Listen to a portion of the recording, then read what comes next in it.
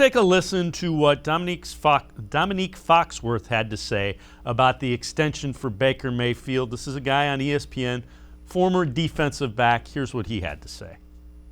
Yeah, I think that once you find a quarterback, the sooner you can do that deal, the better off you can be, because he only gets more expensive. And I think that Baker's obviously not going to be an MVP, but where are you going to find one of those? Like, waiting for something better isn't going to come. So you need to go ahead and accept that this is your quarterback and sign him as soon as possible, because your leverage only gets weaker and weaker, because right now he's potentially 3 years away from free agency.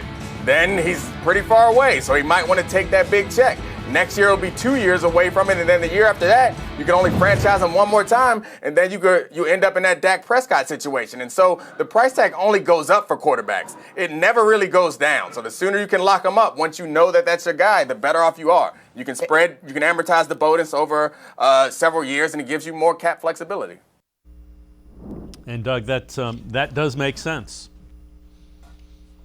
No, this is good. We're getting smart people, smart clips on the show today. To have Mina Kimes and Domonique Foxworth, I think, are two really clever, educated analysts about the NFL. I think Domonique Foxworth is right.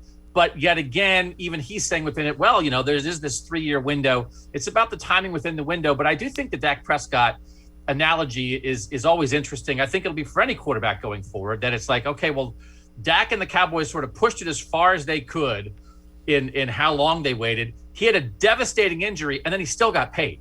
So, like, in the end, it's like the good quarterbacks are going to get paid no matter what. So then it really is, I think it's more about timing and how it affects your cap and who else you want to get signed and that kind of thing, which, again, I am just fascinated that people care about how they parcel out their cap space. But the leverage... Here's the thing, as the Browns and Browns fans, the only way the Browns get more leverage is if Baker stinks.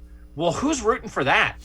And I don't want to live in a world, I don't think the Browns should live in a world where you let Carson Wentz and Jared Goff dictate that we're going to wait on Baker. That's the only thing about this. And I always give caveats. I had cap, money, I don't know. But don't be scared to sign your guy because Carson Wentz started to stink.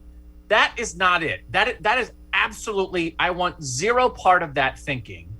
And I don't think the Browns are going to let that affect their thinking. The fact that Jared Goff and Carson Wentz, after they got their deals, sort of proved that they weren't worth it, that is not a reason to delay on Baker. Anything else that is your decision about your situation, okay, they know better than we do. But please don't be scared because Carson Wentz stinks. That's advice I tell my kids. Don't let Carson Wentz stinking affect any aspect of your life. Let's not let Carson do that to us.